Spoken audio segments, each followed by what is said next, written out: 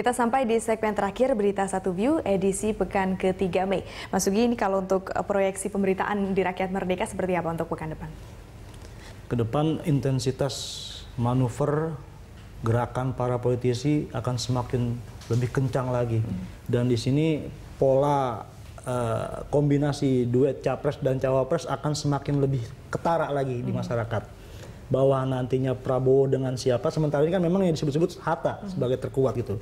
Meski P3 tetap ngotot SDA, PKS minta supaya AP Jago Pemira mereka juga dipertimbangkan untuk jadi cawapres Prabowo, itu nanti akan terus mengerucut. Dan sementara Jokowi juga masih ada dua kekuatan besar, ada JK dengan Abraham Samad gitu. Nah ini ke depan akan semakin mengerucut dan akan semakin terlihat sebenarnya pola nanti ke depan siapa jago-jago yang akan bertarung di Pilpres akan semakin nyata. Dan yang sebenarnya memegang kunci utama untuk memecah suara dukungan Jokowi dan Prabowo ini munculnya poros baru.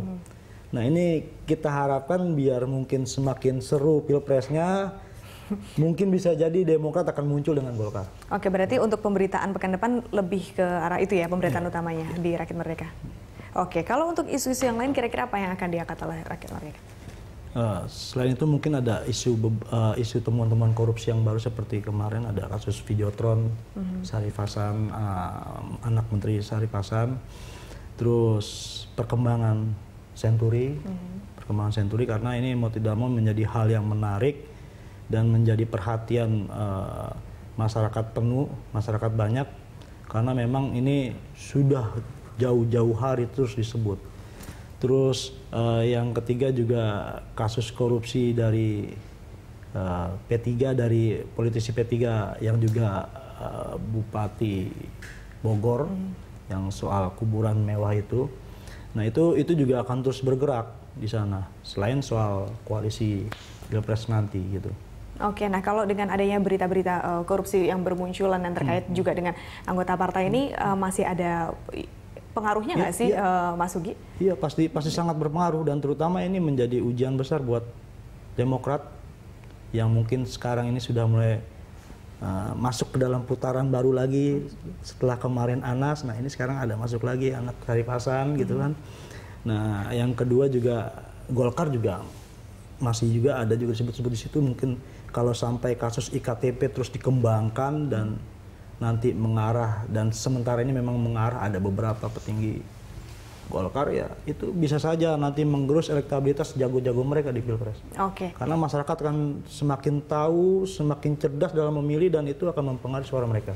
Oke, terakhir Mas Sugi, prediksi Rakyat Merdeka untuk bakal cawapres Jokowi dan juga rekan koalisi Partai Golkar.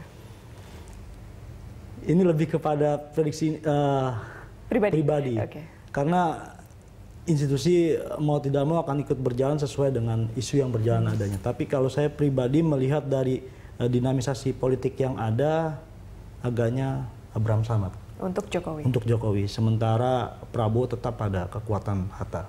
Karena mau tidak mau tidak ada lagi yang bisa dilirik dalam koalisi PAN, P3, Gerindra itu tidak ada lagi yang bisa dilirik selain Hatta.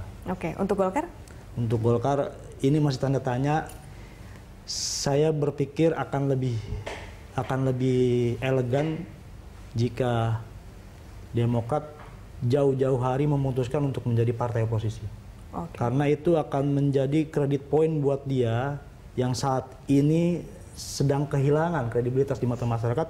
Ketika dia jauh-jauh hari memutuskan untuk menjadi oposisi, maka ke depan 2019 bisa saja nanti Demokrat akan muncul lagi. Oke, dan kalau untuk Golkar ini lebih baik ARB-nya nggak usah dicapres lagi, koalisi. Lebih baik, iya, ARB selesai, sudah sorong saja JK masuk ke PDIP.